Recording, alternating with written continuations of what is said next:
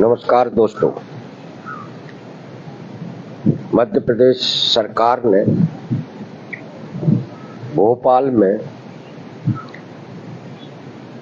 कर्मचारी श्रमिकों के धरना प्रदर्शनों पर अघोषित प्रतिबंध लगा दिया है।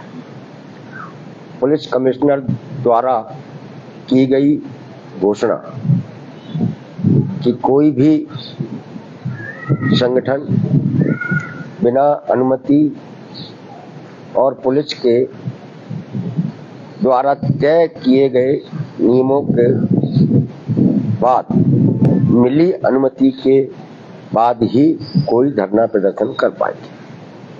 और पुलिस ने जो गाइडलाइन जारी की है धरना प्रदर्शनों के लिए, उसका पालन कर पाना किसी भी संगठन, किसी भी वर्ग के लिए संभव नहीं। पुलिस की गाइडलाइन का मोटा मोटा संदेश ये है कि आप भोपाल में आइए, सरकार के जयकारे लगाइए, हाथ जोड़कर प्रार्थनाएं कीजिए और लौटकर घर चले जाइए। सरकार के खिलाफ बोलना, सरकार से कुछ मांगना, इसे नई पुलिस गाइडलाइन में अपराध की श्रेणी में रखा गया है। और इसके लिए आयोजक जो होगा उस कार्यक्रम का, धरना प्रदर्शन का, उसके ऊपर सख्त कार्रवाई की जाएगी। कार्रवाई कुछ भी हो सकती है, आपके कई धाराएं लगाई जा सकती है, जेल भी भेजा सकता है। इसे आप कह सकते हैं कि मध्य प्रदेश में अन्याय के खिलाफ बोलने वाले संगठनों पर सरकार ने अघोषित प्रतिबंध लगा दिया है। और इसे दूसरे शब्दों में ये कह सकते हैं कि सरकार पुलिस के पीछे जाकर छिप गई। अभी न कोई चुनाव है, न कोई विधानसभा सत्र है, और न ही किसी तरीके की कोई आपातकालीन परिस्थितियां हैं मध्य प्रदेश में जिनके कारण इस तरीके की पुलिस को गाइडलाइन जारी करनी पड़े। लेकिन अचानक ये जो पुलिस गाइडलाइन आई है, तो निश्चित रूप से सरकार को लग रहा है कि नीचे लोगों में उसके खिलाफ काफी नाराजगी है, और उस नाराजगी की अभिव्यक्ति भोपाल में तरह तरह के आंदोलनों में सामने आ सकती है, जिसे रोका जाना चाहिए। और इसके लिए उन्होंने पुलिस को आगे किया है। तो साथियों, ये सारी स्थिति इसलिए सामने आई है कि आप भी देख रहे होंगे कि पिछले नई सरकार बनने के बाद, मोहन यादव जी की सरकार बनने के बाद, भोपाल में पहले जो 2 बड़े प्रदर्शन हुए हैं वह आउटसोर्स कर्मचारियों के, अस्थायी कर्मचारियों के हुए हैं। 16 जून को बोर्ड ऑफिस चौराहे पर चक्का जाम, और 27 जून को आउटसोर्स व्यावसायिक शिक्षकों द्वारा डीपीआई पर का घेरा। दोनों ही आयोजन आउटसोर्स अस्थायी ठेका कर्मचारियों के संगठनों ने किए। इससे सरकार के पास ये संदेश चला गया कि उन्होंने सरकारी विभागों के अंदर जो नौकरियों में व्यवस्था की है उसके खिलाफ लोगों में नाराजगी है, उन्हें वो एकजुट हो रहे हैं। और आने वाले दिनों में वह एकजुटता भोपाल में एक बड़े आंदोलन के रूप में दिखाई भी दे सकती है। इसीलिए पुलिस ने और सरकार ने हम सब लोगों को डराने के लिए ये गाइडलाइन जारी की है। आप सब लोग हमारे आउटसोर्स की आवाज पेज पर लगातार जुड़े रहते हैं, उससे आपको तमाम सारी जानकारियां मिलती भी रहती हैं। सरकार आपके साथ किस तरीके का अन्याय कर रही है, उसके खिलाफ आप क्या कर रहे हैं, ये भी जानकारियां आपको आउटसोर्स की आवाज पेज से मिलती रहती है। आप देख रहे होंगे कि पिछले कुछ महीनों के अंदर हम कई जिलों के में गए, वहां बैठकें की, रैलियां निकाली, धरने दिए, ज्ञापन दिए और सरकार से अपनी बात की। जहां जहां जिलों में बैठकें हो रही हैं, उन बैठकों में अचानक अन्याय के खिलाफ लोगों की एकता बनती हुई दिखने लगी और लोग अपने लिए बोलना शुरू करने लगे हैं। चाहे मैं मंडला में गया हूँ, चाहे मैं शहडोल में गया हूँ, छिंदवाड़ा में हो, चाहे सतना में हो, चाहे बैतूल में हो, चाहे नरसिंहपुर में हो, जहां जहां भी गए हैं वहां सैकड़ों की संख्या में सरकार के स्थायी कर्मचारी अपने आयोजनों में आने लगे हैं।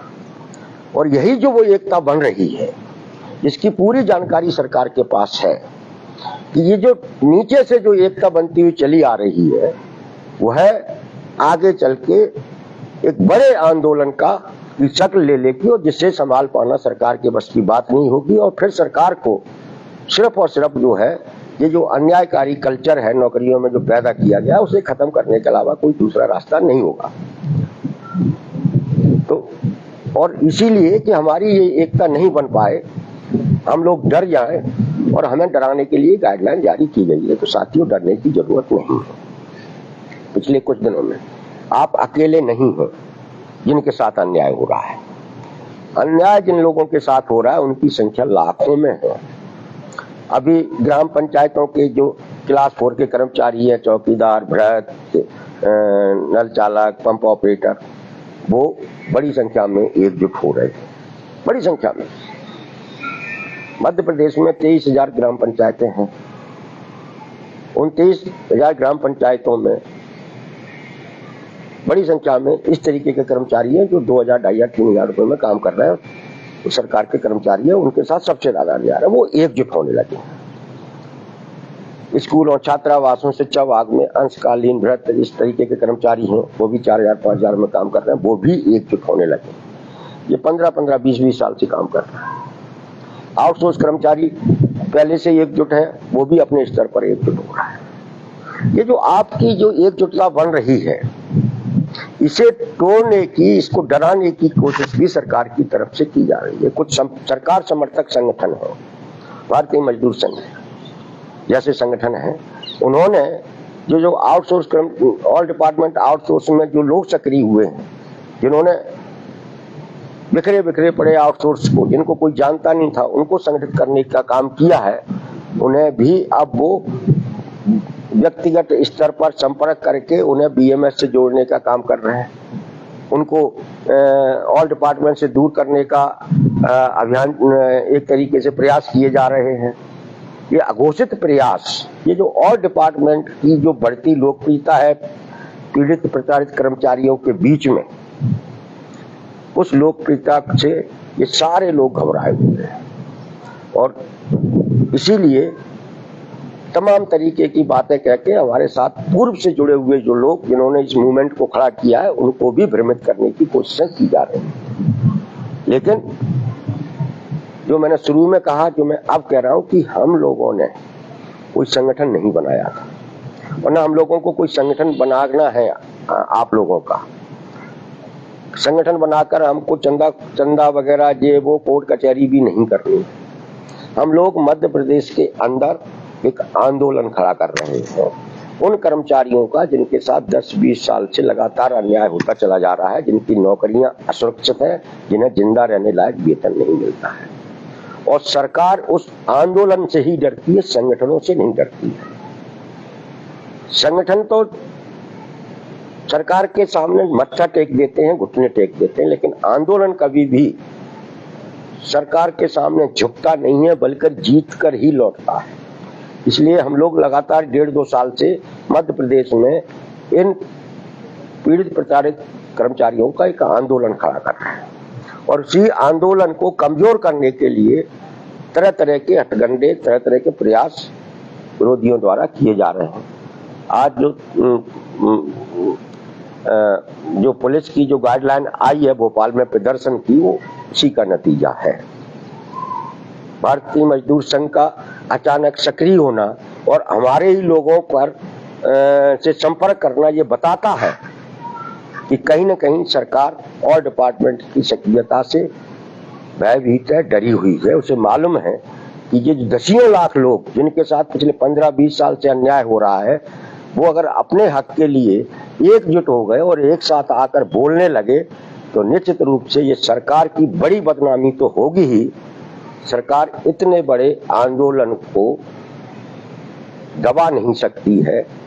और वह आंदोलन को, उस आंदोलन को जीतना ही है।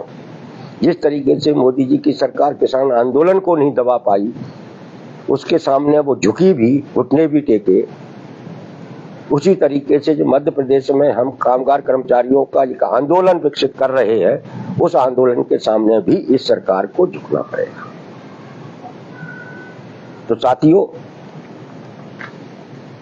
हमारी लड़ाई चंद वेतन भत्ते बढ़वाने की लड़ाई नहीं है। ये लड़ाई हमारी बहुत बड़ी लड़ाई है। बहुत बड़ी लड़ाई इस मायने में है कि आप खुद सोचिए, 10 साल से इन्होंने न्यूनतम वेतन रिवाइज नहीं किया था। आप सब लोग मिलकर जब बोलने लगे तो विधानसभा चुनाव से पहले न्यूनतम वेतन रिवाइज हुआ, आदेश भी निकले, लागू भी हुआ, 1 महीने मिला। फिर अचानक ऐसा षड्यंत्र रचा गया, ऐसी साजिश की गई कि बीएमएस से जुड़ा हुई एक यूनियन पीथमपुर की, वो हाई कोर्ट पहुंच गई और उस न्यूनतम वेतन पर वो स्टे ले आए। हम जहां थे वहीं के वहीं फिर पहुंच गए। कल भी बीएमएस के नेता श्री मंत्री जी से मिले, उनसे उन्होंने यह तक नहीं कहा कि सरकार हाई कोर्ट में न्यूनतम वेतन के सवाल पर अपना पक्ष जल्दी से जल्दी रखे, जिससे उसका निर्णय हो सके। नहीं कहा, वो कहना भी नहीं चाहेंगे, क्योंकि जो संगठन पिछले 10 साल से जब न्यूनतम वेतन रिवाइज नहीं हुआ था तब नहीं बोल रहा था, जब आप सब लोग बोलने लगे, जब रिवाइज हुआ, सरकार को लगा कि चुनाव है, चुनाव में नुकसान हो सकता है, तो रिवाइज हुआ, तो यह भी उनके लिए उनकी सबसे बड़ी पराजय थी बीएमएस सहित सरकार की। और इसलिए वो नहीं चाहते थे बीएमएस के लोग कि न्यूनतम वेतन रिवाइज हो और उन्हें इस बदनामी का सामना करना पड़े। क्योंकि राजनीतिक पार्टी है बीजेपी, उसे सरकार बनानी थी, आंदोलन के आगे वो झुकी, बदनामी से डरी और उन्होंने न्यूनतम वेतन रिवाइज किया। और रिवाइज किया, बीएमएस ने आगे चलकर उसमें जो षड्यंत्र किया वो आप सब लोगों के सामने है। इसलिए ये जो मजदूरों को, कर्मचारियों का अपने आप को ठेकेदार कहते हैं जो ये संगठन, वह कभी भी इस मुद्दे को नहीं उठाते कि जो मध्य प्रदेश के अंदर क्लास 4 और क्लास 3 पूरा खत्म कर दिया गया, ठेके पे दे दिया गया, आउटसोर्स कर दिया गया, अंशकालीन कर दिया गया, 2000, 2500, 3000 में उनसे काम कराया जा रहा है। इस मुद्दे को कभी भी भारतीय मजदूर संघ ने अपनी प्राथमिकता में नहीं रखा। क्यों भाई, वो कर्मचारी नहीं है। आप किसकी लड़ाई लड़ना चाहते हैं? लड़ाई तो उसकी लड़ी जाती है जिसके साथ अन्याय हो रहा है। ऑल डिपार्टमेंट उसी की लड़ाई लड़ रहा है जिसके साथ अन्याय हो रहा है। आप बताइए, सबसे ज्यादा रोजगार तो क्लास 4 में मिलता है ना। हर दफ्तर में, हर जगह आपको चपरासी भी चाहिए, चौकीदार भी चाहिए, वाहन चालक भी चाहिए, माली भी चाहिए, सफाई कर्मी चाहिए। ये तो जरूरी स्टाफ है ना, ये तो किसी भी दफ्तर के पहले कर्मचारी हैं। और इन्हीं कर्मचारियों की पिछले 20 साल से मध्य प्रदेश में भर्ती नहीं की।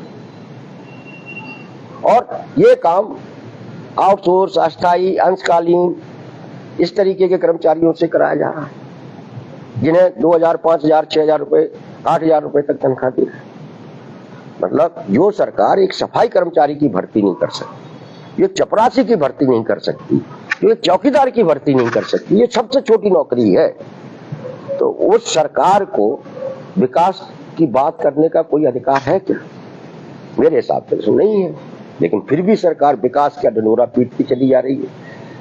बीएमएस, जो अपने आप को श्रमिक कर्मचारियों का सबसे बड़ा संगठन कहते हैं, उन्होंने कभी सरकार के सामने ये बात नहीं रखी कि भाई आप क्लास 4 और क्लास 3 की नौकरियां नहीं देंगे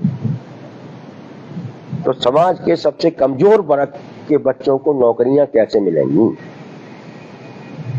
मतलब हमारा कंप्यूटर ऑपरेटर जो लाखों की संख्या में है, ये क्लास 3 की पोस्ट आपने 20 साल से निकाली नहीं, 15 साल से। क्यों भाई? या कंप्यूटर ऑपरेटर को सरकारी कर्मचारी बनने का अधिकार नहीं है?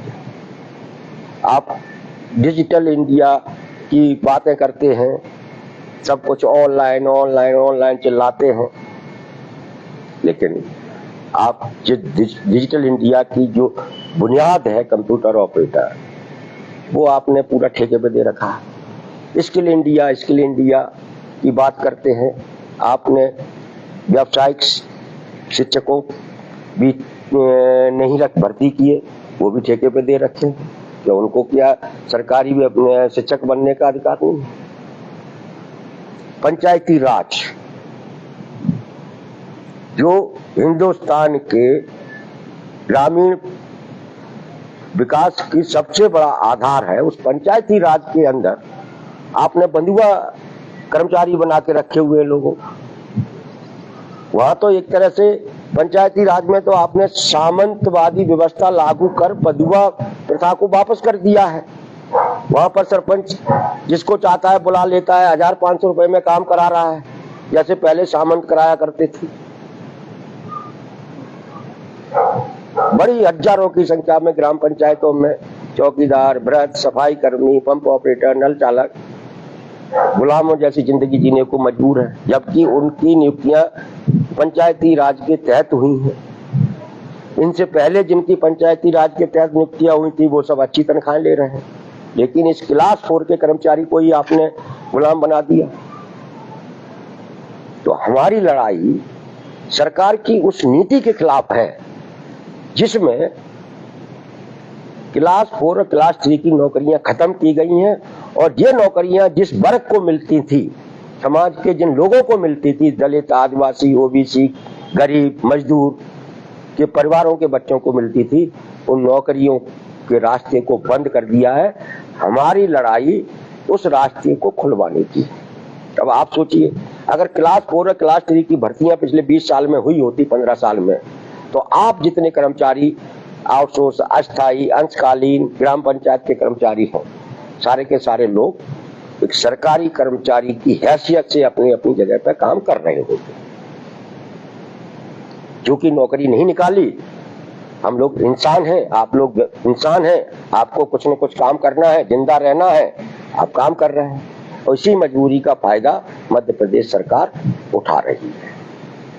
तो साथियों, हमें न डरना है, न हमें किसी भी तरीके के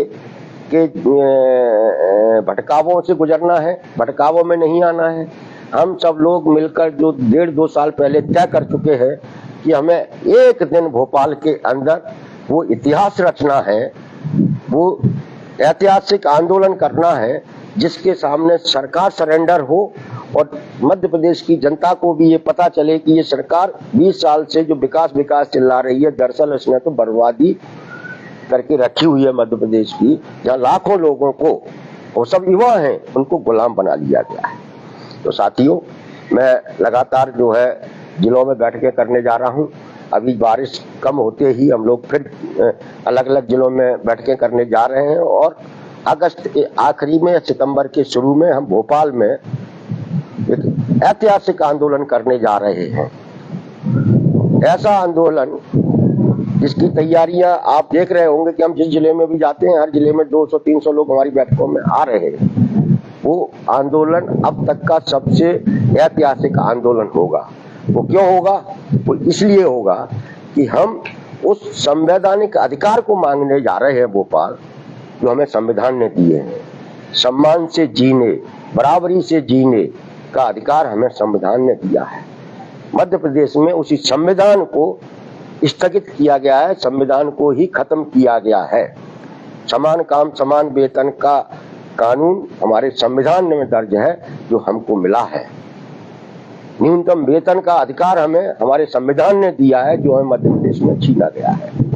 हम संविधान की बहाली के आंदोलन को विकसित कर रहे हैं मध्य प्रदेश में, और संविधान की प्रतियां लेकर भोपाल की सड़कों पर हम पहुंचेंगे और सरकार से कहेंगे कि संविधान में जो हम कामगार कर्मचारी वर्ग को जो अधिकार मिले हैं, उन अधिकारों को बहाल कीजिए। मध्य प्रदेश के किसी भी सरकारी विभाग में कहीं भी काम करने वाले कामगार कर्मचारी वर्ग को आप कम से कम अपना न्यूनतम तय वेतनमान है जो आपने तय किया है, वो तो दीजिए ही। ग्रामीण क्षेत्रों में काम करने वाला जो हमारा लाखों की संख्या में कर्मचारी है, चाहे वो ग्राम पंचायतों का कर्मचारी है, अभी मोबिलाइजर बड़ी संख्या में ट्राइबल क्षेत्र में काम कर रहे हैं, 4000 में उनसे काम कराया जा रहा है। रोजगार सहायक है, उनकी पंचायत सरकार ने बुलाई, बोले हम तुमको सरकारी कर्मचारी बना रहे हैं, आज तक उनके साथ न्याय नहीं हुआ है। चौकीदार, भ्रष्ट, पंप ऑपरेटर, नल चालक 2000, 2500, 3000, 4000 में काम करा रहे हैं, वो किसके कर्मचारी हैं? कम से कम सरकार को ये तो बताना चाहिए। हमारे जो स्कूल और छात्रावास हैं, खास करके ट्राइबल क्षेत्र में, शिक्षा विभाग में, वह जो हमारा चौकीदार है, भ्रष्ट है, खाना बनाने वाला है, बच्चों की देखभाल करने वाला हमारा जो अस्थायी आउटसोर्स कर्मचारी है, उसे तो एक तरीके से गुलाम बना लिया गया है। 6 महीने तक वेतन नहीं मिलता है और कब उनको नौकरी से निकाल दिया जाए, ये खतरा हमेशा बना रहता है। इसी तरीके से दूसरे अन्य विभागों में भी यही स्थिति है। हमारा जो आयुष विभाग का योग सहायक योग प्रशिक्षक है, 4000, 3000 में काम कर रहा है, ये कोई वेतन होता है क्या? स्वास्थ्य विभाग के अंदर जो सपोर्ट स्टाफ है, दूसरा हमारा जो आउटसोर्स अस्थायी कर्मचारी है, चाहे रोगी कल्याण समिति के कर्मचारी है, उसके साथ भी ये स्थिति है, कभी भी निकाल देते हैं, न्यूनतम वेतन भी नहीं मिलता है जो सरकार द्वारा तय है। इसी तरीके की स्थितियां हर जगह हैं, हर विभाग में है। हम पिछले 2 साल से इन्हीं सताए हुए कर्मचारियों की एकता को बनाने का काम कर रहे थे, जिसमें धीरे धीरे हमको बड़ी सफलता मिल रही है। लोग ऑल डिपार्टमेंट आउटसोर्स अस्थायी अंशकालीन ग्राम पंचायत कर्मचारी संयुक्त मोर्चा पर विश्वास और भरोसा करने लगे हैं, उसके साथ जुड़ रहे हैं। और मैं आपको यकीन दिलाता हूं कि हमारी जो एकता बन रही है नीचे, वह एकता ही आपके साथ हो रहे अन्याय को समाप्त कराएगी। इसलिए साथियों, आप जहां हैं, जिस जगह हैं, जिस विभाग में हैं, आप अपने लिए, अपने अधिकारों के लिए, अपने हक के लिए बोलते रहिए। नई मोहन यादव जी की सरकार बनने के बाद जिलों से लेकर भोपाल तक सबसे ज्यादा ज्ञापन हमारे आउटसोर्स अस्थायी कर्मचारियों ने ही दिए हैं। अब मध्य प्रदेश में यदि कोई आंदोलन खड़ा होगा तो आप लोगों का ही आंदोलन खड़ा होगा, क्योंकि बाकी लोगों को तो सब कुछ मिल रहा है, बड़ी तनख्वाहें, उनकी मोटी मोटी तनख्वाहें, जिसकी मोटी मोटी तनख्वाहें होती हैं, जिसकी नौकरी सुरक्षित होती है, वो तो संगठन और आंदोलन सिर्फ अपनी पहचान के लिए करते हैं। संगठन सिर्फ अपनी पहचान बनाने के लिए चलाते हैं, लेकिन आप लोग का संगठन आपके साथ न्याय कराने के लिए बनाया गया है। इसलिए साथियों, जब तक आपके साथ न्याय नहीं होता है, तब तक हमें एक साथ रहना है। इसी के साथ आप सब लोगों को नमस्कार। आज की इस चर्चा को आप लोग अधिक से अधिक शेयर करें, ज्यादातर हमारे आउटसोर्स अस्थायी अंशकालीन ग्राम पंचायत कर्मचारियों तक पहुंचाएं। नमस्कार। सितंबर में बड़े आंदोलन की तैयारी करें।